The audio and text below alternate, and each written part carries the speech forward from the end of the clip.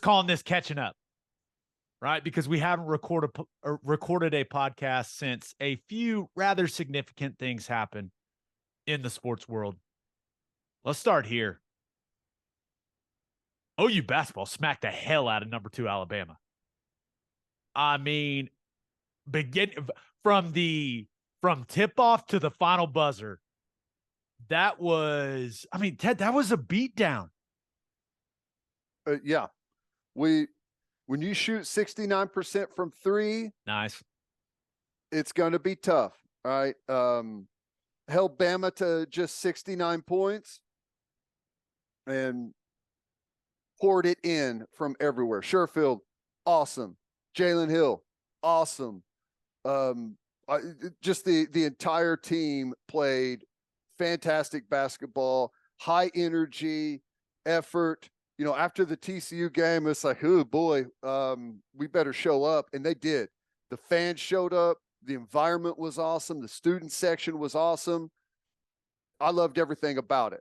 Now, I'm not complaining, but it wasn't even a game. Like, that's the only thing, right? It would have been cool to beat them in dramatic fashion, but even better, I like the fact that this team got a comfortable big-time win where everything clicked. They needed that as a momentum builder.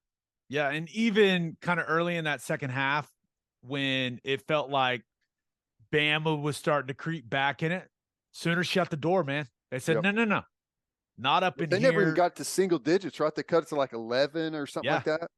And it was like, okay, here comes the run. How will they handle it? And they handled it beautifully.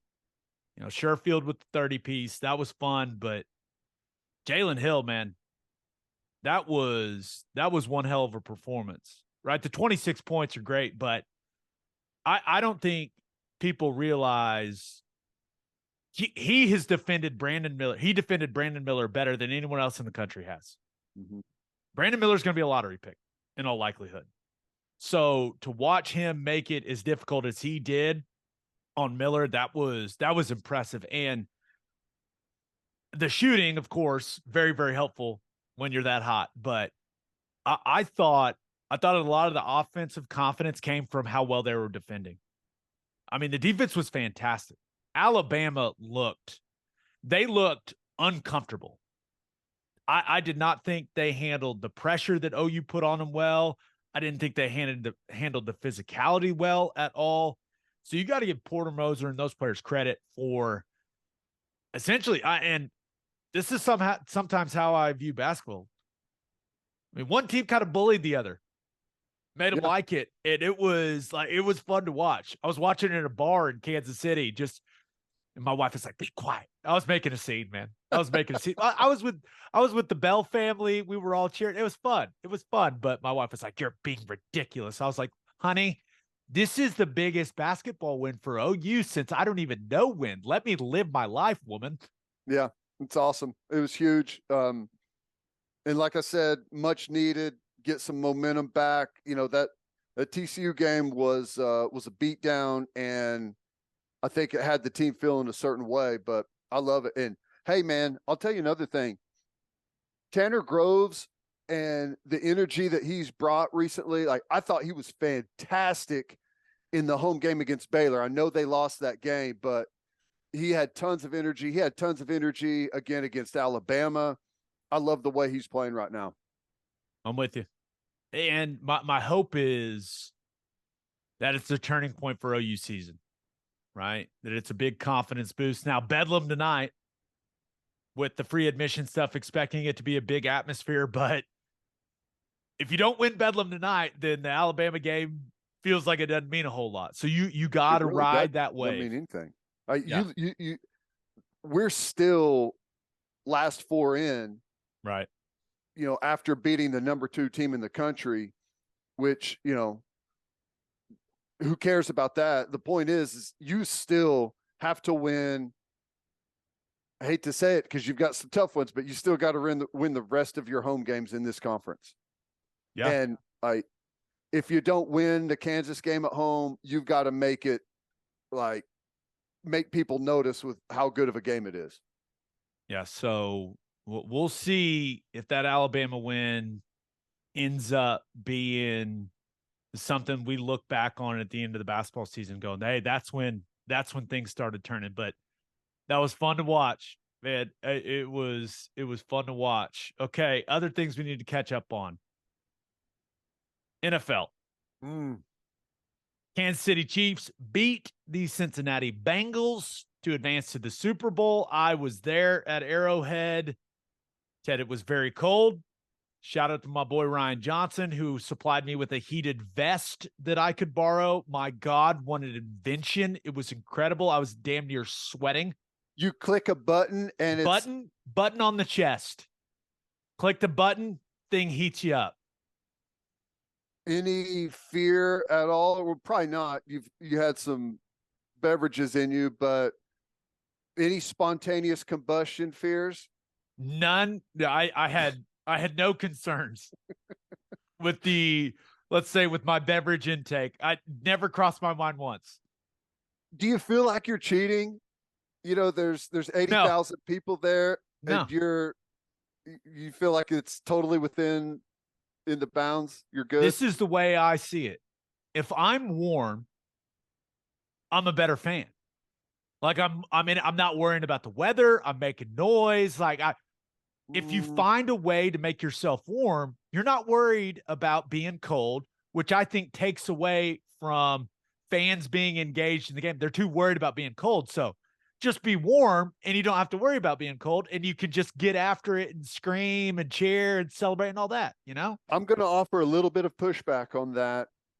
I feel like when you're freezing your ass off, you have to stay engaged and energetic to try and build some warmth. So you get some like false engagement because of the temperature, perhaps. You're basically saying you got to move around and yell a bunch to stay warm.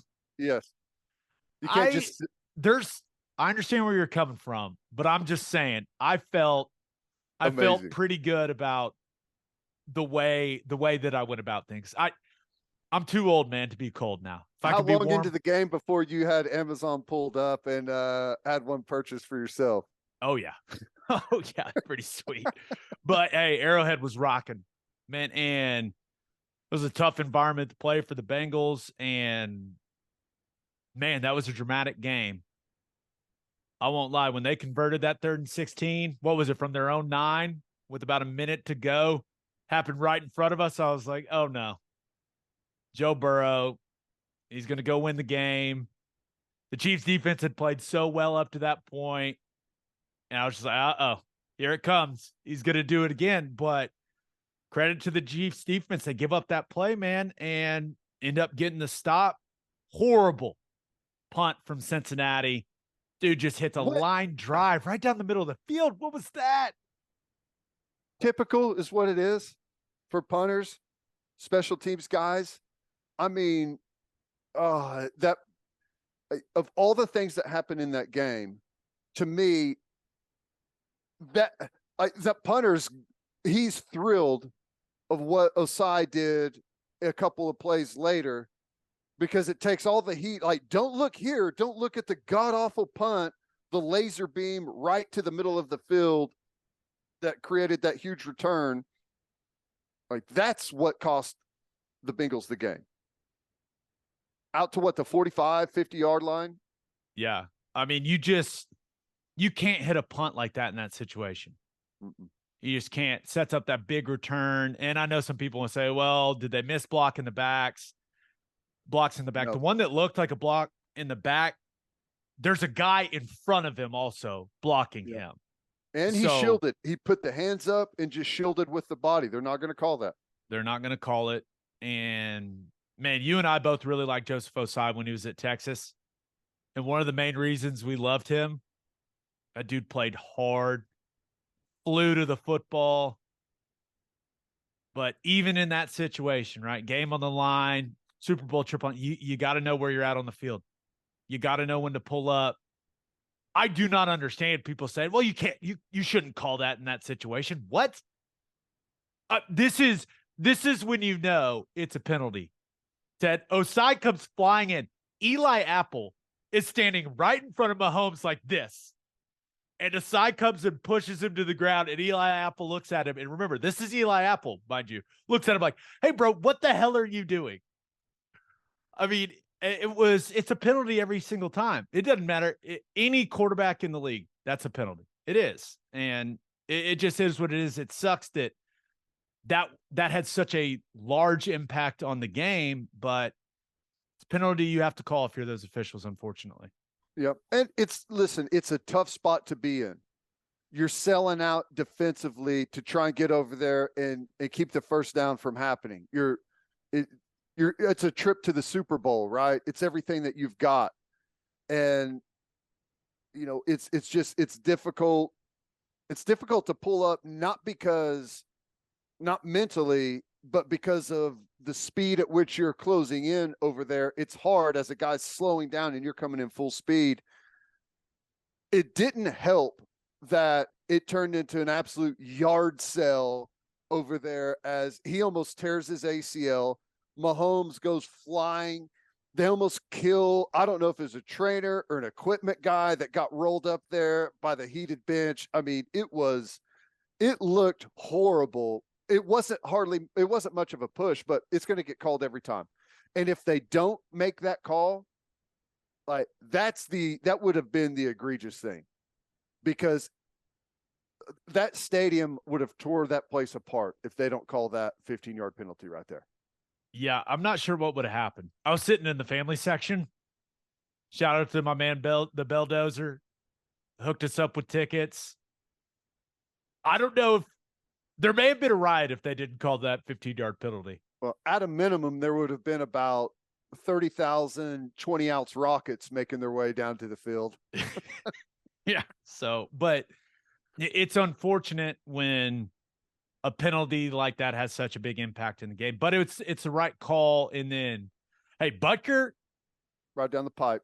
I was right down the middle. That's a clutch kick, but I'll say this, because that was the end of the field we were sitting on. Like, he put it way up in the air, and the wind kind of held that thing up. That did not clear by much. Little gust from the gods there. Yeah, it was one of those. I was like, oh, he drilled it, and then it kind of stalled. It's like when you're playing golf in Oklahoma, you feel like you hit a beautiful drive, and it just whoosh, it's almost like the wind sucks it back. Mm-hmm. It was a little nerve-wracking. I was like, oh no, go. But it was a fun game. It's unfortunate that the conversation after the game is a lot about the officiating in its totality, as opposed to Patrick Mahomes and Chris Jones. Chris Jones was dominant. Insane. Yeah.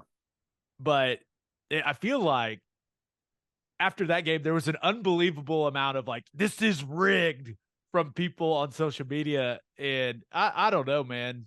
There were some questionable calls, undoubtedly. The extra down thing.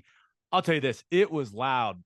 So if the guy's blowing a whistle, there were several plays where whistle gets blown, guys, no one was hearing it. No one. So I don't know. I don't like to complain about the officiating as much as some people, but I love to complain about officiating. Yes, you do. And I'm not complaining about it in that game. Yeah, I wanted the Bengals to win. All right. And it was not a block in the back on the return. It was not a hold on Orlando Brown. Oh my God, that was a perfect block. It was like his best rep of the day. Yeah, and it was the proper call on the 15-yard penalty. So, I hated that it ended that way for Asai. I hated it. I loved how some of his teammates treated it. I hated how other teammates treated it. But I understand, like, it's an emotional moment. It feels like a ridiculously dumb play.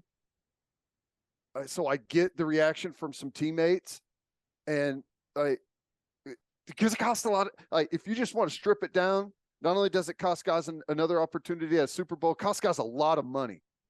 Yeah, a lot of money. So for those of you that say, like, you don't know that you win the game if he doesn't do that. Right. It feels like you do, but you don't necessarily win the game if he doesn't make that play, but that's kind of how it unfolds. So And and it also robbed us of a proper ending to the game, whether it's Yeah. overtime or Mahomes has to pull off, a special play to get another 10 or 15 yards down the field. So unfortunate. Yeah. It's not how you want a game to end, right? In No. a perfect world as a football fan, but it is what it is. And now you look at Mahomes' first 5 years in the NFL, 5 years playing. Guy's pretty good at football, man. Oh my gosh. I was worried that last year he kind of felt the pressure and buckled and didn't play well in the second half whenever Cincinnati started to put a run together. He answered, playing on that ankle. He was mobile, made some tough plays, including that final run there. Had some dimes on the run or outside of the pocket. Can't deny it. Yeah, I'll say this. Blake took me and my wife to kind of the after party after the game. They rented out a bar, and Mahomes, that dude gets it, supplied the entire bar with Whataburger. Whataburger everywhere, Ted. Everywhere. Wow. Like Okay. patty melts, chicken biscuits, chicken sandwiches everywhere. I think he must like own Whataburgers there. I think he brought Whataburger to Kansas City or something like that. But walk in, first thing I saw was like big box of Whataburger. I was like, tonight's gonna be fun. This should be a good time. He's got your Hall of Fame vote. Key to Yeah, Gabe's damn heart right he right does. there. How about Creed Humphrey walking around with, a couple cases of beer? He reminds me, I feel like he drinks a beer like Andre the Giant drinks a beer. Like it's a 12-ounce sip every single time. It's like water for him. Yeah. I love that he went and just grabbed beers from one of the bars in the stadium. Just like, I hey, mean, it is kind of like you work there, yeah, he does work there technically. Yeah, Like, it's hey, just, these are coming with me. What are they going to say? Mr. Humphrey? I mean, it's like, just like, no, these are coming with me. Okay. See, tell him to payroll deduct it. that'd be hilarious if they actually did. They're like, They he's would got if he played in 24. Arizona. Hey, but the Chiefs headed back to the Super Bowl. It should be fun. There's really not a ton to say about the Eagles destroying the 49ers. In my opinion, and I was sitting watching that game going, the second Purdy goes out, what was that, like around 7 minutes to go in the first quarter? He went down, and I essentially was like, the game is over. And I know that, hey, Christian McCaffrey, I'll give that guy credit. He had some tremendous individual plays. It took the Eagles a little bit to separate, but the Eagles weren't going to get beat with Josh Johnson playing quarterback. I mean, that team's entirely too good. And once Josh Johnson, former teammate, by the way, once he went out with the concussion and Purdy had to come back in and he couldn't even throw the ball, it kind of felt like injuries robbed us of what could have been a really, really good game. Yeah. And, on game day and even, next day from the pundits, Brock Purdy was taking some heat about, well, he wasn't that hurt if he came back in the game. Turns out he tore his UCL. So, like you're not throwing the football with the torn UCL out there. And just, that's you hated to feel like we were robbed of what was going to be a great game, right? The only thing really to come out of that I thought was at least interesting was Trent Williams with the body slam of the year, right? Golly, making another grown man look like a toddler. He's good at that. He may be number one in the league at that, where you just go, oh my God. Oh my, but yeah, it cost him about $50K probably. It's fine. He's made a ton of money. It was worth it. It was worth it, too. Like, that clip was everywhere on social media. So it was one of those, like, yeah, don't mess with that guy. Well, I heard, so I was in the car and I was listening to the radio broadcast. And, I'm drawing a blank on the guy that was calling it. He's super well known. Anyways, it's the guy that he had like the great call of the, like there was like a rabbit or there's some Kevin type Harlan. Of, yes. He was calling it, and it was awesome. The call of Trent Williams slamming that guy. I was like, yes, let's go. It was cool. But I think the only other thing from that game, other than that Eagles offensive line, is that group's the real deal now. Yep. I mean, I thought that they handled that 49ers front seven pretty dang well, but Jalen Hurts as a passer, right? Because he did some really nice things running, but as a passer, he did not look very sharp. And now he does. He's got 2 weeks to get a little healthier, maybe find a better rhythm throwing the football. And I'm just really interested to see what he looks like in the Super Bowl against the Chiefs, because he throwing the football, he did not look close to 100% to me. Now running, it's a different story. That guy, I mean, he can go, but I'm interested to see what he looks like on Super Bowl Sunday. And that obviously there's some time, but he needs to be at his best, because other teams got Patrick Mahomes, man. I mean, that's just the truth. So we'll see. Where's the Super Bowl this year? Glendale, Arizona. Yeah. Which, that helps that it'll be nice. If you're banged up at all, especially like in a shoulder or something, and you're throwing the football, cold weather is not what you want. It makes everything a little bit more painful, harder to get warmed up and stay warm. So that should help some as well. Need to get him a heated vest. Heated vest. God, it's awesome.